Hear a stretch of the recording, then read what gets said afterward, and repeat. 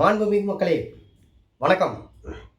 எல்லாருக்கிட்டையுமே ration card இருக்கும். எல்லாருமே ரேஷன் கார்டு வந்துட்டு யூஸ் பண்ணிட்டு இருக்கோன்றது எல்லாருக்குமே தெரிஞ்ச ஒரு விஷயம். இப்போ அந்த ரேஷன் கார்டில் ஒரு முக்கிய அறிவிப்பாக வந்துட்டு ஒரு 4 அறிவிப்பாக தமிழ்நாடு அரசு வந்து கொடுத்துருக்கு. அந்த அறிவிப்பு சில பேருக்கு தெரிஞ்சிருக்கலாம், சில பேருக்கு தெரியாமல் இருக்கலாம். தெரியாதவங்க இந்த அறிவிப்பை தெரிஞ்சுக்கோங்க. இது முக்கியம். இதை வந்துட்டு அப்டேட் பண்ணிக்கோங்க. வாங்க வீடியோக்குள்ள போகலாம். சட்டத்தை முழுசா நம்புறேன்.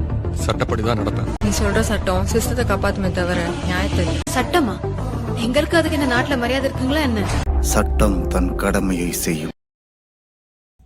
வீடியோக்குள்ளே போகிறதுக்கு முன்னாடி சப்ஸ்கிரைபர்ஸ் சரி, யாரெல்லாம் வீடியோவை பார்க்குறீங்களோ, யாரெல்லாம் கமெண்ட் கொடுத்துருக்கீங்களோ, அவங்க எல்லாருக்குமே வந்துட்டு ஒரு ரெக்வஸ்ட் என்ன அப்படின்னு சொல்லிட்டு பார்த்தோம்னா, எனக்கு அதிகமாக வந்துட்டு கமெண்ட் வரும்போதெல்லாம் வந்துட்டு மெயில் பண்ணுங்கன்னு சொல்லிட்டு சொல்லியிருந்தேன். மெயில் பண்ணுறவங்களுக்கு நான் என்னுடைய நம்பரையும் வந்து தர்றேன். பட் ஒரே ஒரு கொஸ்டினுக்காக நீங்கள் 4-5 வாட்டி வந்து கால் பண்ணுறீங்க. அது பண்ணாதீங்க. புதியவங்களுக்கு வழி கொடுங்க. புதுசாக யாரெல்லாம் வராங்களோ அவங்களுக்கும் வந்துட்டு ஒரு வழி கொடுங்க. ஒருவேளை உங்களுடைய டவுட் கிளியர் ஆகிடுச்சு அப்படின்னா உங்கள் ஃப்ரெண்ட்ஸ் யாராவது இருந்தால் கூட என்னுடைய ஃபோன் நம்பர் கொடுங்க, தப்பு கிடையாது. அவங்க கால் பண்ணட்டும். அவங்களும் வந்துட்டு என்கிட்ட வந்துட்டு ஒரு ஃப்ரீ கன்சல்டேஷன் எடுத்துக்கிட்டோம். பட் ஒரே ஒரு கேஸுக்காக, ஒரே ஒரு கொஸ்டினுக்காக 4-5 வாட்டி கால் பண்ணாதீங்க. அதை ஏன் சொல்கிறேன் அப்படின்னா, போன வாட்டி ஒரு சப்ஸ்கிரைபர், நீங்கள் வந்துட்டு அந்த வீடியோவை பார்த்துட்டு இருந்தீங்க அப்படின்னா உங்களுக்கு தெரிஞ்சிருக்கும். போன வாட்டி ஒரு சப்ஸ்கிரைபர் என் ஃப்ரெண்டுடைய இஷ்யூ அப்படின்னு சொல்லிட்டு அந்த ஃபேமிலி கோர்ட்டுக்காக ஒரு இஷ்யூவை வந்துட்டு சொல்லியிருந்தாங்க. அவங்க ஃப்ரெண்டுக்குன்னு சொல்லிட்டு நம்ம அட்வைஸ் கொடுத்தோம்.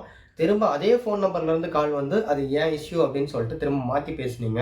அதுக்காக சொல்கிறேன், புதுசாக வர்ற எல்லாருக்குமே வந்துட்டு வழி கொடுங்க. அவங்க வந்துட்டு கன்சல்டேஷன் கேட்கட்டும். அதுக்கான ஆன்சர் வந்துட்டு நான் சொல்கிறதுக்கு ரெடியாக இருக்கேன். அவங்களுக்கு என்ன ரெமடிஸ் வேணுமோ, என்ன ரெக்டிஃபை பண்ணணுமோ, இல்லை கேஸை ரன் பண்ணணுமா, இல்லை அவங்களுக்கு கன்சல்டேஷன் கொடுக்கணுமா, எல்லாத்துக்குமே வந்துட்டு நான் ரெடியாக இருக்கேன். புதுசாக வர்றாங்க அப்படின்னா அவங்களுக்கு வழி கொடுங்க. தனியாக இருக்கிறவங்க, ஏற்கனவே பேசினவங்க அதிகமாக கால் பண்ணி டிஸ்டர்ப் பண்ணாதீங்க.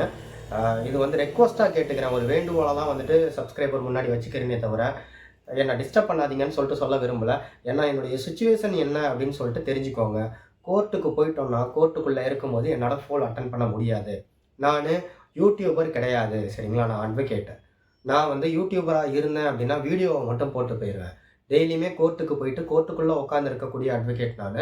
கோர்ட்டுக்குள்ளே இருக்கும்போது உங்களுடைய ஃபோன் பிக் பண்ண முடியாது என்னால். இன்னும் சொல்ல போனோம் அப்படின்னாக்கா, ஆஃபீஸ்க்கு போகும்போதும் கூட என்னால் வந்துட்டு ஃபோன் பிக் பண்ணுறது ரொம்ப ஒரு ரிஸ்க்கு தான். ஏன்னா நெக்ஸ்ட் டே என்னதுன்றதை வந்துட்டு நான் டிராஃப்டிங் பண்ணணும். எனக்கு நிறைய ஒர்க்கெல்லாம் இருக்குது. எனக்கு கிடைக்கிற டைமில் தான் நான் இந்த வீடியோ போட்டுட்ருக்கேன். இந்த வீடியோவும் என்னுடைய ஃப்ரெண்ட்ஸ் எல்லாம் வந்துட்டு ரொம்ப ரெக்வஸ்ட் பண்ணி அவங்களுடைய வற்புறுத்தனால போட்டுட்ருக்கேன்.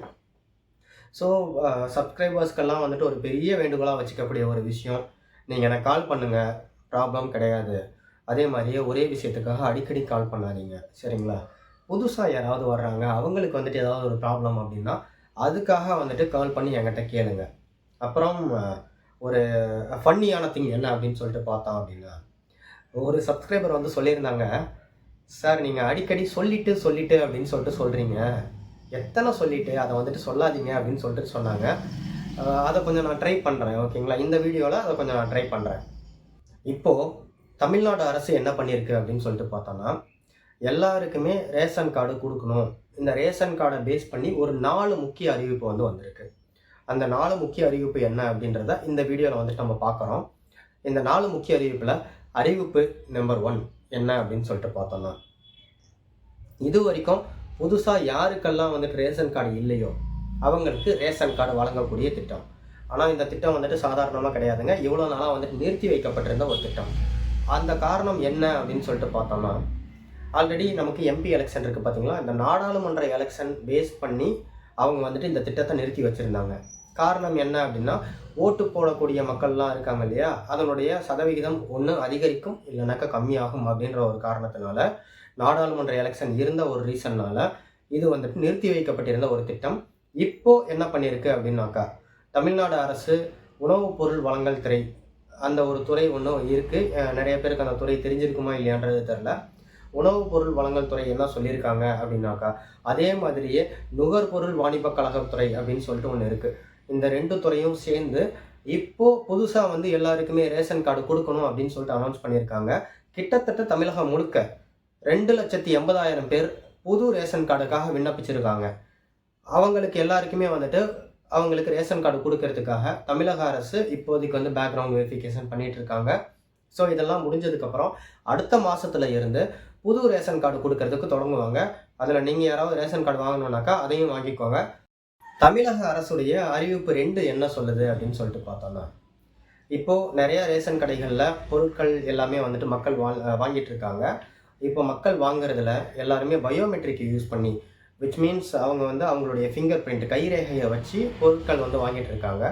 இப்போ அதை மாற்றி கருவிழி மூலமாக வந்துட்டு பொருட்களை வாங்க வைக்கணும் அப்படின்னு சொல்லிட்டு அமைச்சர் சக்கரபாணி வந்து சொல்லியிருக்காரு. அமைச்சர் சக்கரபாணி என்ன சொல்கிறாரு அப்படின்னா, கிட்டத்தட்ட ஒரு 90% இருக்கக்கூடிய ரேஷன் கடையிலையாச்சும் நம்ம வந்து கருவிழியை யூஸ் பண்ணி வந்து பொருட்கள் வாங்கணும். அப்படி வாங்கினா தான் நல்லாயிருக்கும். இப்போ பயோமெட்ரிக் மூலமாக வந்துட்டு நம்ம யூஸ் பண்ணுறோம் அப்படிங்கும்போது சில பேருக்கு இந்த கைரேகை வந்து இருக்கிறது கிடையாது, அந்த பயோமெட்ரிக் ஒர்க் ஆகலை அப்படின்னு சொல்லிட்டு நிறையா பேர் வந்து சொல்லிட்டு இருக்காங்க. அதனால இந்த கருவிழியை வந்துட்டு 90% நம்ம வந்துட்டு யூஸ் பண்ணணும், அந்த 90% அதை நடைமுறைக்கு கொண்டு வரணும் அப்படின்னு சொல்லிட்டு சொல்கிறாங்க. இப்போவும் கூட வந்துட்டுன்னு வருது, கமெண்ட் போட்டவங்க மன்னிச்சுக்கோங்க, ஓகேங்களா. 90% இதை கொண்டு வரணும் அப்படின்னு சொல்லிட்டு நம்மளுடைய அமைச்சர் சக்கரபாணி சொல்லியிருக்காங்க. இது கொண்டு வர்றது மூலமாக என்ன தடுக்கப்படும் அப்படின்னு சொல்லிட்டு பார்த்தோம்னா, ஏற்கனவே பொருட்கள் வாங்கினவங்க இல்லை வாங்காதவங்கன்னு சொல்லிட்டு இருப்பாங்க இல்லைங்களா. இந்த பொருட்கள் வாங்கினவங்க வாங்கிட்டு போயிடுவாங்க, பொருட்கள் வாங்காதவங்க செப்பரேட்டாக வந்து இருப்பாங்க. இந்த பொருட்கள் வாங்காத மனிதர்கள் அந்த பொருட்களை எல்லாம் வந்துட்டு வெளியில் வந்து விற்கப்படுது அப்படின்னு சொல்லிட்டு ஒரு குற்றச்சாட்டு வருது. இந்த வெளியில் விற்கப்படக்கூடிய குற்றச்சாட்டை வந்து அரசில் வேலை செய்யக்கூடிய இல்லை ரேஷன் கடையில் வேலை செய்யக்கூடிய சில பேர் பண்ணுறாங்க அப்படின்னு சொல்லிட்டு நிறையா குற்றச்சாட்டுகள் இருக்குது. இப்போ ஒரு வேளை நம்ம கருவிழியை யூஸ் பண்ணுறோம் அப்படிங்கும்போது இந்த குற்றச்சாட்டு வர்றதுக்கு வாய்ப்புகள் கிடையாது. யாரெல்லாம் வாங்கலையோ அவங்களுடைய பொருள் திரும்ப வந்து ரேஷன் கடையிலேருந்து கிடங்குக்கே, விச் மீன்ஸ் கோடவுனுக்கே வந்துட்டு ரிட்டர்ன் போயிடும். அதனால இந்த ரேஷன் பொருட்கள் திருட்டுன்ற சம்பவம் நடக்காது அப்படின்னு சொல்லிட்டு தமிழக அரசு சொல்லியிருக்கு. அடுத்தது தமிழக அரசுடைய அறிவிப்பு 3 என்ன அப்படின்னு சொல்லிட்டு பார்த்தோம்னா, நம்ம அரிசி வாங்குகிறோம், பருப்பு வாங்குகிறோம். இந்த ரேஷன் கடையில் அரிசியும் பருப்பு எல்லாமே வந்துட்டு நம்ம ஒரு பை மூலமாக தான் போய் வாங்குவோம். இப்போ கவர்மெண்ட் என்ன பிளான் பண்ணியிருக்கு அப்படின்னு சொல்லிட்டு பார்த்தோம்னா, எல்லாருக்குமே நம்ம பாக்கெட் மூலமாகவே கொடுத்துடலாம் அப்படின்னு சொல்லிட்டு ஒரு பிளான் ஒன்று பண்ணியிருக்கு. இது குறைஞ்சது ஒரு மாவட்டத்துக்கோ இல்லை நகரத்துக்கோ ஒரு கடையிலேருந்து 5 கடை வரைக்கும் இம்ப்ளிமெண்ட் பண்ணணும், அதை வந்துட்டு செயல்படுத்தணும் அப்படின்னு சொல்லிட்டு கவர்மெண்ட் வந்து முடிவு பண்ணியிருக்கு. இது செயல்படுத்துறது மூலமாக மக்கள் வந்து ஈஸியாக கேரி பண்ணிட்டு போக முடியும் அப்படின்னு சொல்லிட்டு கவர்மெண்ட் வந்து சொல்லுது. இது இப்போதைக்கு வந்து பார்த்தோன்னா நம்மளுடைய சேலம் மாவட்டத்தில் ஒரே ஒரு கடையில் மட்டும் அமல்படுத்தி இருக்காங்க. அதை பேஸ் பண்ணி 234 தொகுதியிலையும் குறைஞ்சது ஒரு கடையில் இருந்து 5 கடை வரைக்கும் கவர்மெண்ட்டு பேக்கெட் மூலமாக வந்து பொருட்கள் விநியோகம் பண்ணுறத யூஸ் பண்ண போனாங்க, நடைமுறைக்கு கொண்டு வர போகிறாங்க. இது வந்து நம்மளுடைய அறிவிப்பு 3ல் தமிழக அரசு சொல்லியிருக்கு. தமிழக அரசுடைய அறிவிப்பு 4 என்ன சொல்லுது அப்படின்னு சொல்லிட்டு பார்த்தோம்னா, உங்களுடைய ரேஷன் கார்டில் உங்களுடைய நேமெல்லாம் இருக்கும், உங்கள் ஃபேமிலி நேமெல்லாம் இருக்கும். இதெல்லாம் வந்துட்டு மேக்ஸிமம் எல்லாருக்குமே தெரிஞ்ச ஒரு விஷயம்தான். இந்த நேமு, இந்த ஃபேமிலி நேம், அதுக்கப்புறம் அட்ரஸ்ஸு, அந்த மாதிரி சில விஷயங்கள்லாம் மாற்றணும் அப்படின்னு சொல்லிட்டு பார்த்தோம்னா, எல்லாருக்குமே ஒரு அட்ரஸ் இருக்கும், அதுக்கப்புறம் அட்ரஸ் மாறுவோம், திரும்ப வேறு அட்ரஸ் மாறுவோம், நியூமராலஜி படி நேம் மாற்றலாம், வயசு வந்து கூடும். இந்த அப்டேட்லாம் வந்துட்டு நீங்கள் ரேஷன் கார்டில் மாற்றணும் அப்படின்னு சொல்லிட்டு பார்த்தீங்கன்னா, அதை வந்து இதுக்கப்புறமா வந்து நீங்கள் ஆன்லைனில் யூஸ் பண்ணிக்கலாம். ஆன்லைனில் உங்களுடைய டீட்டெயில்ஸ் எல்லாத்தையுமே சேஞ்ச் பண்ணிக்கலாம். அட்ரஸ் சேஞ்ச் பண்ணணுமா, நேம் சேஞ்ச் பண்ணணுமா, இல்லை ஏஜ் சேஞ்ச் பண்ணணுமோ, எல்லாத்தையுமே நீங்கள் இதுக்கப்புறமா ஆன்லைனில் சேஞ்ச் பண்ணிக்கலாம். இது தமிழக அரசு வந்துட்டு நடைமுறைக்கு கொண்டு வர போகிறாங்க. அந்த வெப்சைட் என்ன அப்படின்னு சொல்லிட்டு பார்த்தோம் அப்படின்னா, www.tnpds.gov.in அப்படின்னு சொல்லிட்டு அந்த வெப்சைட்டை நான் வந்து டிஸ்கிரிப்ஷன்லேயும் கொடுக்குறேன். அந்த வெப்சைட்டை பார்த்து அதில் வந்து நீங்கள் உள்ளே போய்ட்டு உங்களுடைய பேசிக் டீட்டெயில்ஸு, இப்போ ப்ரெசன்ட் டீட்டெயில்ஸை வந்துட்டு நீங்கள் அப்டேட் பண்ணலாம். ஸோ இதுக்கப்புறம் என்ன அப்படின்னா, இந்த அறிவிப்பு 4 அறிவிப்புமே முடிஞ்சு போயிடுச்சு.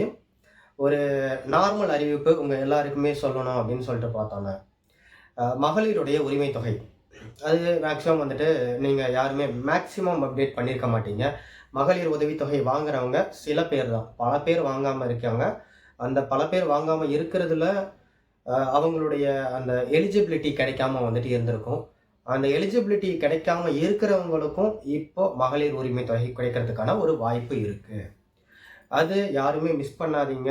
அவங்களுடைய எலிஜிபிலிட்டி என்னதுன்றது முதல்ல செக் பண்ணுங்கள். செக் பண்ணிவிட்டு அந்த எலிஜிபிலிட்டியை பேஸ் பண்ணி நீங்கள் போய் அப்ளை பண்ணுங்கள். அதில் எக்ஸம்ஷன் என்ன அப்படின்றத வந்துட்டு நீங்கள் பாருங்கள். ஒருவேளை உங்களுக்கு அந்த எக்ஸம்ஷன் தெரியலை அப்படின்னா அடுத்த வீடியோவில் இதை வந்துட்டு நீங்கள் எப்படி அப்ளை பண்ணுறது, எப்படி கவர்மெண்ட்லேருந்து வாங்குறது அப்படின்றத நம்ம பார்ப்போம். ஏன்னா இது வந்து மகளிர் உரிமை தொகைன்றது உங்களுடைய உரிமை தான். யாருமே அதை மிஸ் பண்ணாதீங்க. கவர்மெண்ட்டு கம்பல்சரி உங்களுக்கு கொடுக்கணும். இக்னோர் பண்ணாலும் கூட ரீஅப்ளை நீங்கள் பண்ணலாம் அப்படின்றத வந்து தெளிவாக தெரிஞ்சுக்கோங்க. இந்த தகவல்லாம் வந்துட்டு உங்களுக்கு யூஸ்ஃபுல்லாக இருக்குன்றதை நம்புகிறேன். சட்டம் அனைவருக்கும் சமம். நன்றி, வணக்கம். Law is a very powerful weapon. யாரை காப்பாத்துறதுக்காக நாம அதை பயன்படுத்துறோங்கிறது ரொம்ப முக்கியம். யாரா இருந்தாலும் எத்தனை பேர் இருந்தாலும் அவங்களுக்கு நீதி கிடைக்கணும். அதை உறுதி செய்யறது இந்த நீதிமன்றத்தோட தார்மீக கடமை.